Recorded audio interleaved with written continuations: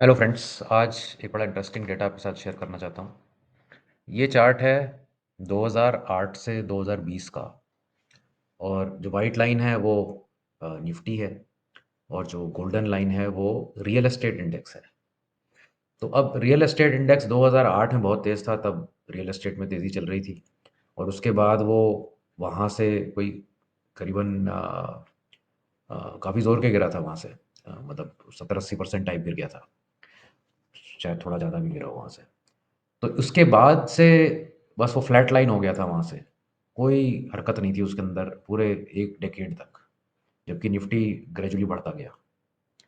तो लोगों ने एक तरह से ये मान लिया कि भई ये चलेगा ही नहीं यहाँ पे।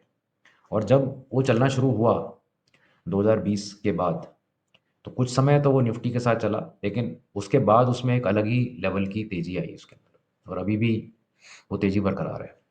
निफ्टी उसके हिसाब से जैसे 450% बढ़ गया इस दौरान, निफ्टी करीबन 188% बढ़ गया। तो कहने का मतलब ये है कि जब सेक्टर नहीं चल रहा होता, तो उसमें से निकले रहें।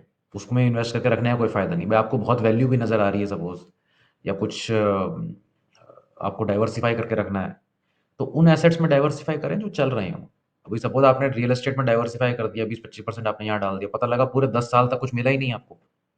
और जब चला, तो आपने कब तक रखा नहीं रखा वो तो एक अलग ही कहानी है। तो जब एसेट में ट्रेंड फ़ॉर्म होता है, तब उसको आप लीजिए।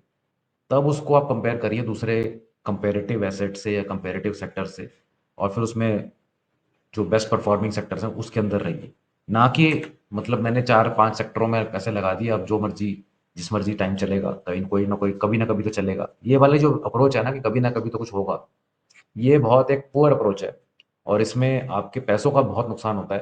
क्योंकि इमेजिन करिए आपने बॉटम पर भी यहाँ पर लिया था, तो भी आप 10 साल तक आपके पैसे ने कुछ नहीं कमाया। 10 साल की अगर आपकी फ्लैट लाइन है कैपिटल की, तो आप समझ लीजिए कि औसतन आपका पैसा निफ्टी में ही 3 गुना हो गया होता उस दौरान। तो आप ऑलरेडी 3 गुना पीछे हो चुके हैं उस पैसे पे। तो उसका कोई फ़ायदा नहीं है। जो चीज़ चल रही है, जो ट्रेंड फॉर्म हो रहे हैं, उसमें पार्टिसिपेट करिए। Dead trends, dead stocks, dead sectors, इनमें पार्टिसिपेट करने का कोई फ़ायदा नहीं है, इन द होप कि किसी दिन ये चलेंगे। जब चलेंगे तब ले लेंगे।